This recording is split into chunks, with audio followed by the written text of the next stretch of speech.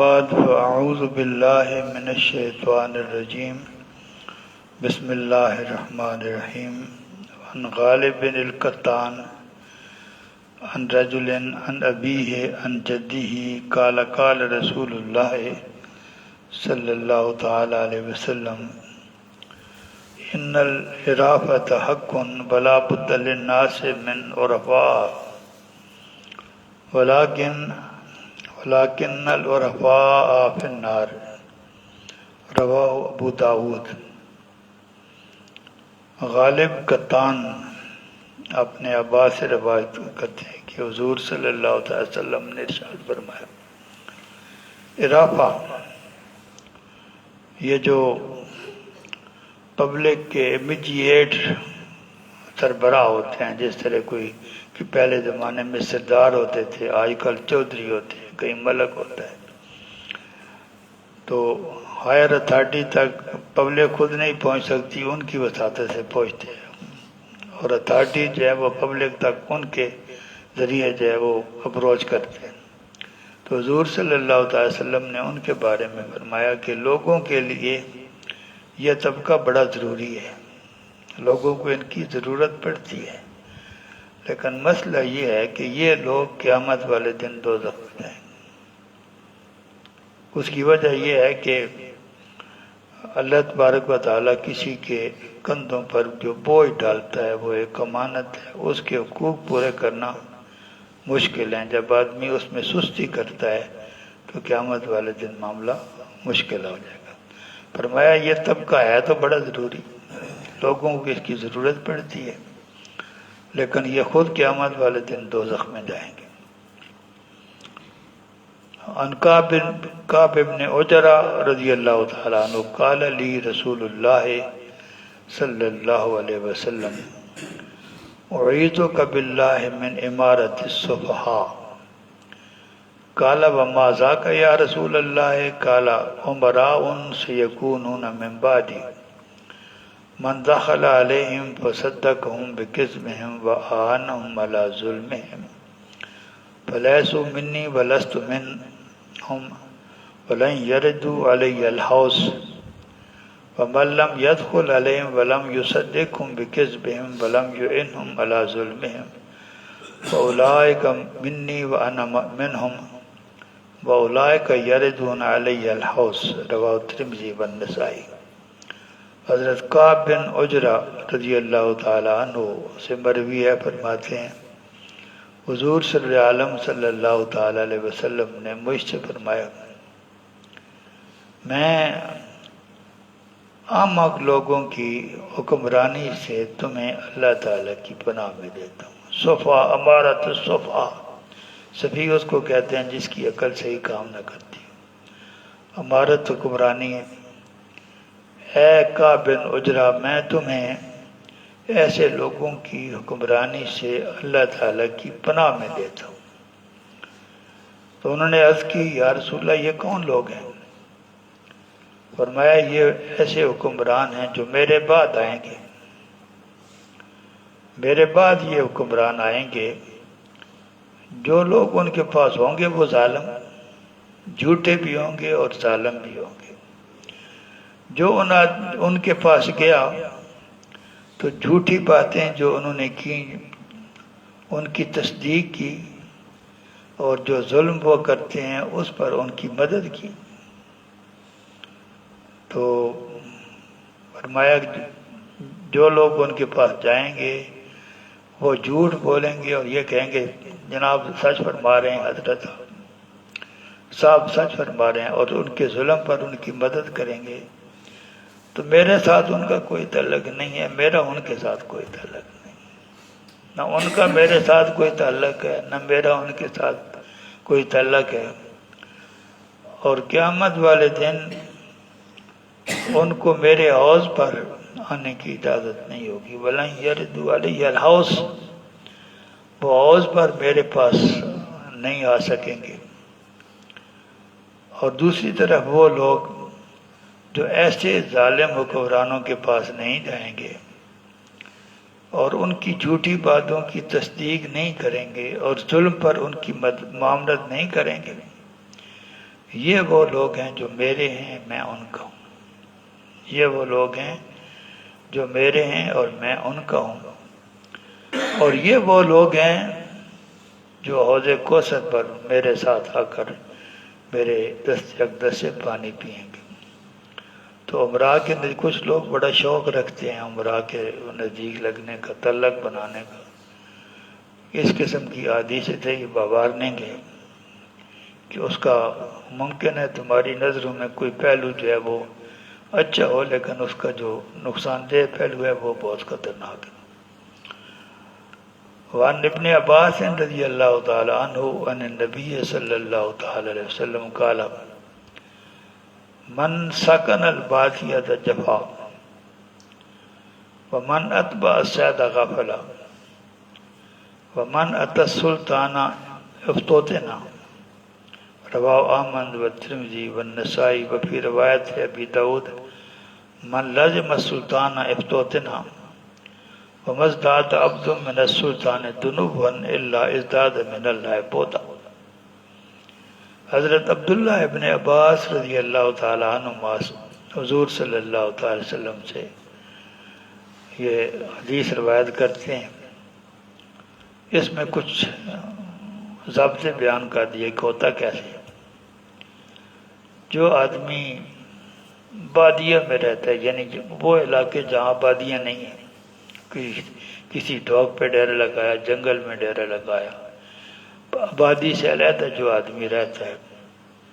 اس کے دل کے اندر سختی پیدا ہو جاتی ہے، انسان ماحول سے متاثر ہوتا ہے، وہاں کبھی اس کو سانپ سے واسطہ پڑے گا، کبھی بھیڑیے سے پڑے گا، کبھی گیدڑ سے پڑے گا، کبھی کسی اور چیز سے۔ تو ان چیزوں کے ساتھ نپٹنے کے لیے آدمی کو ذرا سخت بننا پڑتا ہے۔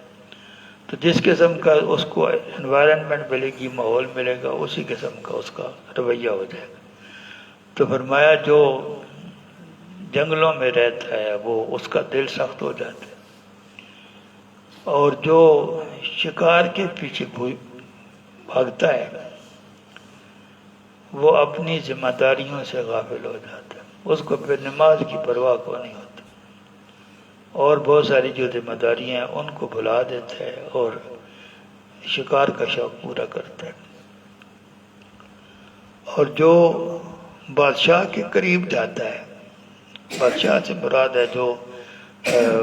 ہائر اتھارٹیز ہیں، جن کے ہاتھ میں اختیار ہے، جو صاحب اختیار لوگوں کے پاس جاتا ہے وہ فتنے میں مبتلا ہو جاتا ہے، اس کا امتحان خطرے میں پڑ جاتا ہے، اس کا ایمان دین خطرے میں پڑ جاتا ہے۔ اور ایک روایت میں یہ الفاظ ہیں کہ انسان حکمرانوں کے جتنا قریب ہوتا ہے، حکمرانوں کے جتنا زیادہ قریب ہوتا ہے، خدا سے اتنا ہی زیادہ دور ہوتا ہے، خدا سے اتنا ہی زیادہ دور ہوتا ہے۔ عن المقدام بن مادی کرب ان رسول اللہ صلی اللہ علیہ وسلم ضرب علی منکبیہ ثم قال افلحت یا قدیم ان مت ولم تکن امیرا بلا کاتبا بلا عریفا، رواہ ابو داود۔ حضرت مقدام بن مادی کرب رضی اللہ تعالی عنہ سے مروی ہے، حضور صلی اللہ تعالی علیہ وسلم نے میرے کندھوں پر ہاتھ مارا، ایسا کر کے میرے کندھوں پہ ہاتھ مارا اور یہ جملے فرمائے۔ ان کو قدیم، مقدام نام تھا نا، تو اس کو قدیم یہ تذکیر کا سیکھا ہے، چوٹو جس طرح آپ کہتے ہیں، اے قدیم اگر کچھ کام نہ کرو تو تم دنیا اور آخرت میں کامیاب ہو۔ فلاح کا لفظ جو اس کامیابی کے لیے ہوتا ہے جو ہمیشہ کی کامیابی ہو، دنیا کی کامیابی بھی اس میں شامل ہو اور آخرت کی کامیابی بھی شامل ہو۔ باقی جو کامیابیاں ان کے لیے اور نام ہے، لیکن وہ کامیابی جو دنیا اور آخرت دونوں کو کور کرتی ہو، اس کے لیے فلاح کا لفظ استعمال ہوتا ہے۔ اے قدیم تم کامیاب ہو دنیا میں بھی اور آخرت میں بھی، لیکن کس شرط پر؟ اگر تمہارے ہاتھ میں کسی قسم کا کوئی عہدہ نہیں آیا تمہارے پاس، اگر تمہیں حکمران بھی نہیں بنایا گیا، اگر تمہیں کاتب بھی آپ کاتب کو آج کل کی بیوروکریسی کے معنی میں لے سکتے ہیں، اس قدم ریکارڈ کرتے، اور نہ تمہیں سرداری ملی ہو، عریب بھی نہیں ہو، امیر بھی نہیں ہو، کاتب بھی نہیں ہو، تو پھر تم کامیاب ہو، دنیا اور آخرت میں تم کامیاب ہو۔ وعن عقبہ بن عامر رضی اللہ تعالی عنہ قال قال رسول اللہ صلی اللہ تعالی وسلم لا يدخل الجنت صاحب مقسن یعنی الذي یاشر الناس، جو لوگ ٹیکس کا کاروبار کرتے ہیں، ٹیکس لینے کی ڈیوٹیوں پر مقرر ہیں، وہ جنت میں نہیں جا سکے۔ اس زمانے میں جب عشر ہی لیتے تھے نا، تو اکثر لوگ جو ہے وہ عشر کے لینے دینے میں وہ رویہ نہیں رکھتے تھے جو انصاف پر مبنی ہو۔ اس سے پہلے بنو اسرائیل میں حضرت موسیٰ علیہ السلام نے بھی جن لوگوں کو سب سے زیادہ جن پہ اعتراضات کی وہی تھے جو ٹیکس لینے کے کاروبار سے جو وہ متعلق تھے۔ تو حضور صلی اللہ علیہ وسلم نے بھی فرمایا کہ جو ٹیکس کے کاروبار سے منسلک لوگ ہیں وہ کبھی جنت، پھر اس میں کچھ استثناءات ہوں گے ایسے جو اس کاروبار کر کے بھی حلال کی کھاتے ہیں، تو مراد ان سے للاکثر حکم الکل، اکثریت جو کام کرتی ہے کھا جاتے ہیں، سارے ایسے کرتے ہیں۔ جب یہ بات بیان کی آپ نے فرمایا کہ کوئی نہیں جائے گا، ممکن ہے کوئی ان میں ایسا ہو جو یہ ڈیوٹی کرتا ہو اور پھر انصاف کے تقاضوں کو پورا کرتا ہو، تو وہ تو ان میں نہیں آئے گا، لیکن میجارٹی جو ہے وہ ایسی کرتی ہے۔ تو حضور صلی اللہ علیہ وسلم نے یہ طبقہ جو ہے ان کا جنت میں جانا مشکل ہے۔ وآخر دعوانا الحمدللہ رب العالمین۔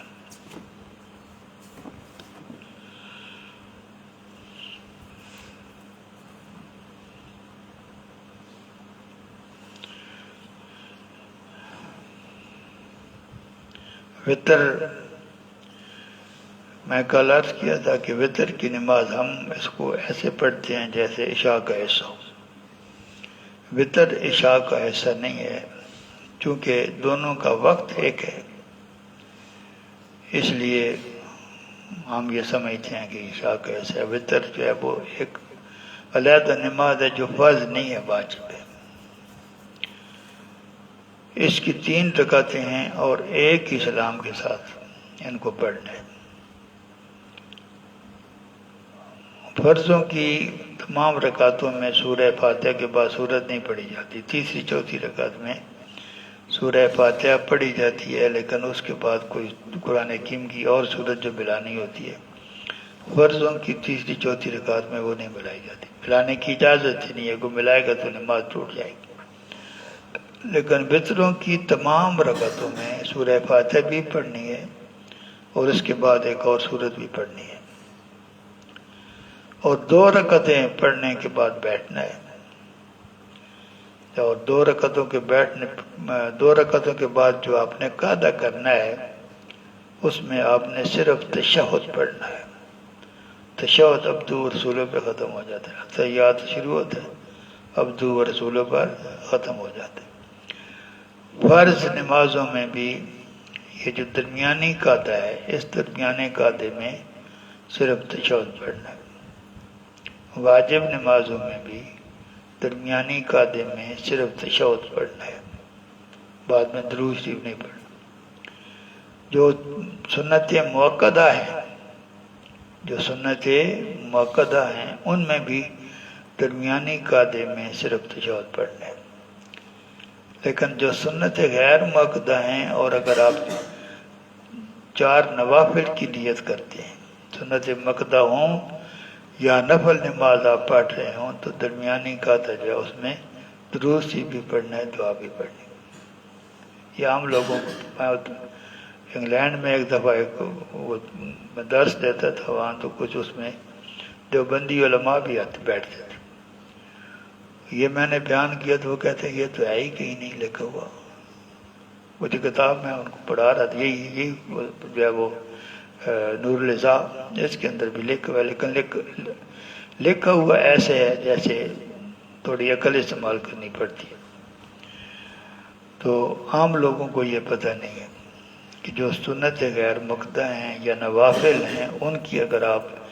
2 سے زیادہ رکعت نیت کرتے ہیں تو درمیانی قاعدے میں درود شریف کے بعد اپنا قاعدے کے بعد درود شریف پڑھنا ہے، دعا بھی پڑھنی. اور وتر میں جب آپ تیسری رکعت کے لیے کھڑے ہوتے ہیں تو بسم اللہ سے شروع کرنا ہے، سبحانک اللہم سے شروع نہیں کرنا. یہ باتیں اس کے متعلق ہیں. باقی ابھی جاتا ہے بہتر انشاءاللہ باقی کل. وآخر دعوانا ان الحمدللہ